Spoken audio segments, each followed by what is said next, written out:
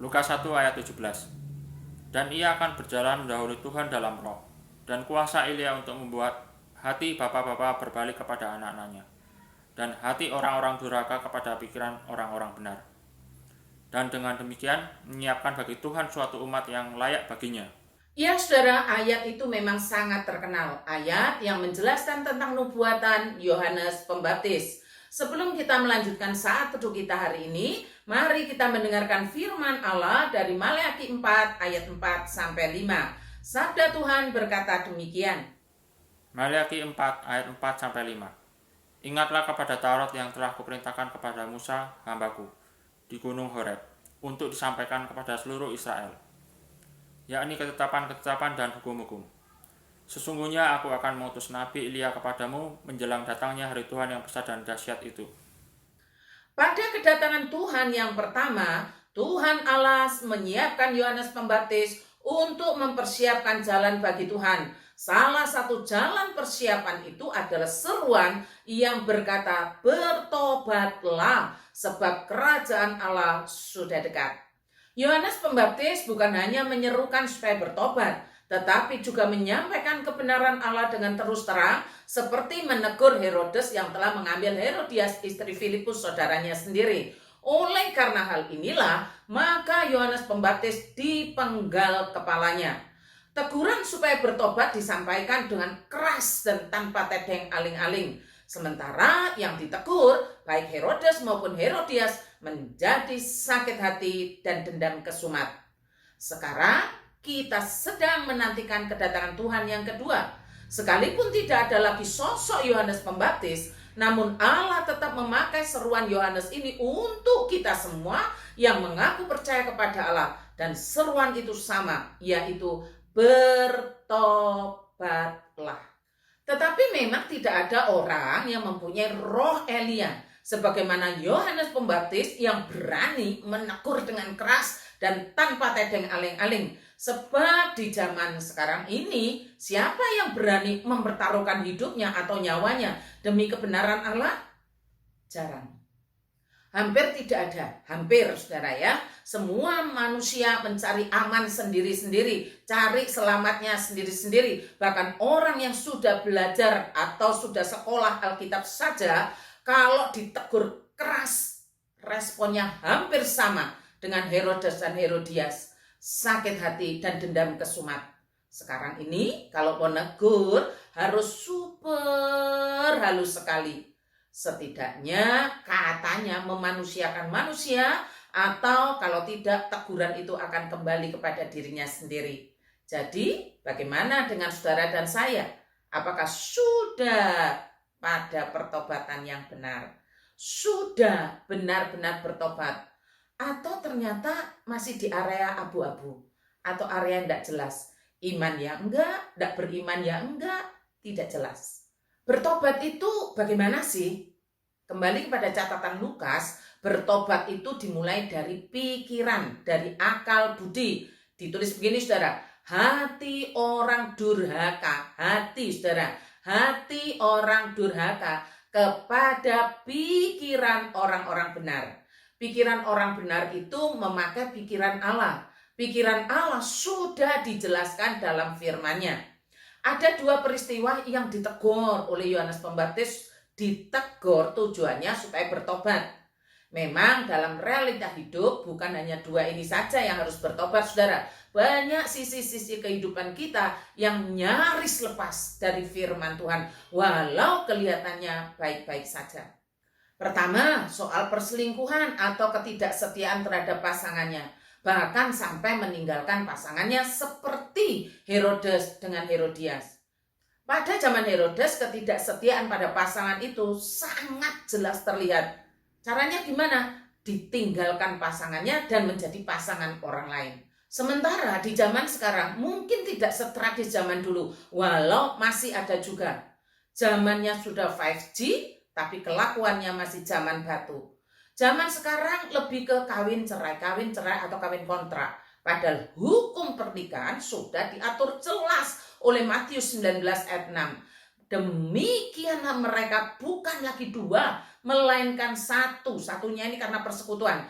Karena itu apa yang telah dipersatukan Allah tidak boleh diceraikan oleh manusia. Benih-benih perceraian itu timbul dari putusnya komunikasi.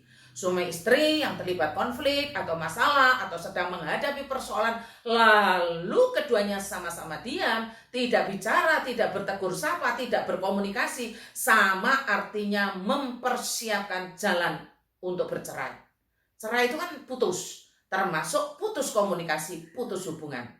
Hati-hati ya saudara, hati-hati, bertobatlah. Jangan dianggap biasa kalau tidak bicara, atau putus, atau ngambek, atau apapun itu. Benih-benih perceraian dimulai dengan tidak mau bicara. Yang kedua, soal ketidakadilan sosial. Bertobatlah, yang ditegur soal keadilan sosial. Saudara, berhubungan dengan ketidakadilan sosial ini, saya selalu memegang teguh firman dalam Matius 25 ayat 45. Maka ia akan menjawab mereka, aku berkata kepadamu, sesungguhnya segala sesuatu yang tidak kamu lakukan untuk salah seorang dari yang paling hina ini, kamu tidak melakukannya juga untuk aku. Tetapi yang perlu saudara ketahui, ayat ini tidak berdiri sendiri.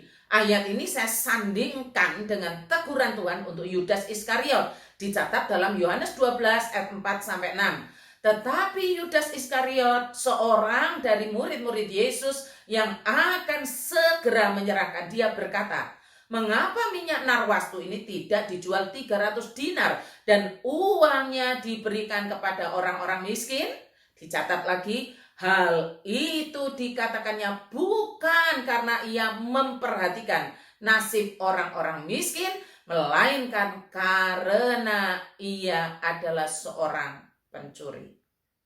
Ia sering mengambil uang yang disimpan dalam kas yang dipegangnya. Saya harus punya kasih yang melimpah untuk orang-orang miskin, untuk orang-orang yang dipandang kecil, hina. Tapi kepedulian saya ini akan menjadi sia-sia atau hanya menjadi tameng saja pada saat saya hanya mengatakan, hanya ngomong saja, ngomong harus peduli, tapi tidak pernah dan tidak bersedia merogoh kocek pribadi. Yudas kan seperti itu, sepertinya memperhatikan orang miskin, ternyata di balik itu dia adalah seorang pencuri.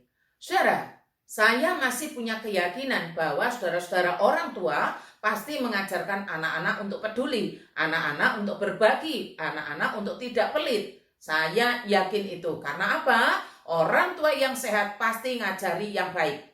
Tapi sekarang setelah saudara dewasa, setelah saudara berkeluarga, setelah saudara punya tanggungan hidup bahkan semakin banyak, makin berwarna, makin bervariasi, apakah ajaran yang diajarkan orang tua kita itu tumbuh dengan baik, tumbuh dengan sempurna? Saya kasih contoh. Ketika kita masih anak-anak, kita dibawain satu roti oleh orang tua kita. Ada teman kita yang tidak makan waktu istirahat sekolah. Ia tidak membawa bekal, ia tidak membawa makanan, ia hanya melihat teman-temannya yang sedang makan. Maka anak yang baik ini akan membagi makanannya yang akan dimakan itu menjadi dua. Setengah untuk teman yang tadinya tidak membawa bekal karena memang tidak punya, setengah lagi untuk dirinya sendiri. Artinya apa? Apa yang dia makan dan apa yang diberikan kepada temannya adalah makanan yang sama. Dari makanan sumbernya sama. Apa yang dia makan sama yang temannya makan sama. Sekarang setelah dewasa, sesudah mempunyai beberapa anak, bahkan sudah menjadi kakek nenek, dengan beberapa cucu, pada saat saudara melihat bapak pengangkut sampah yang setiap hari ngangkut sampah di depan rumah kita, ia mengusap peluhnya yang meleleh, dia minum dari botol minumannya yang kusam, itu pun tinggal sedikit. Apa yang saudara perbuat? Semoga iman saudara berada di depan. Yang memimpin saudara adalah iman. Yang menjadi pertimbangan adalah iman. Saya pernah menemui seorang yang sudah tua, artinya sudah punya umur, ada umur, memberikan makanan kepada bapak itu. Saya nanya gini, dikasih apa? Jawabannya begini saudara, Ini tak kasih makanan, tapi makanan ini sisa. Sik bagus kok, sik bagus. Sudah 4 hari di kulkas, tapi sik bagus. Eman. Jadi tak kasih no bapak itu. Soalnya anak-anak sudah ndak mau, saya juga sudah ndak mau. Tapi eman. Saudara perhatikan. Karena sudah ndak ada yang mau, terus makanan sisa-sisa ini diberikan kepada orang lain yang dipandang rendah atau hina. Seumpama Tuhan berdiri waktu itu di depan saudara, apa yang akan saudara katakan kepada Tuhan dengan makanan sisa-sisa yang saudara sendiri, anak-anak saudara sudah nggak mau? Apa yang saudara katakan? Coba bandingkan dengan saat saudara masih anak-anak. 1 roti makanan yang sama dibagi 2. Artinya apa yang kita makan itu juga yang diberikan kepada orang lain. Kok setelah menjadi orang tua, setelah dewasa, bahkan sudah bekerja mencari nafkah, kok berubah ya, malah memberikan yang sisa-sisa? Mari bertobat. Bertobat dalam hal berkeadilan sosial. Tuhan memberkati kita semua dengan pertobatan yang menyeluruh. Bila ku penuh dosaku padamu Tuhan, yang berulang ku lakukan di hadapan-Mu.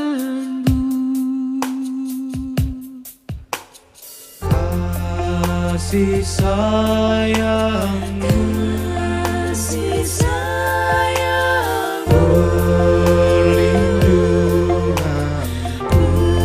perlindungan di bawah naungan sayap-Mu, damai hatiku.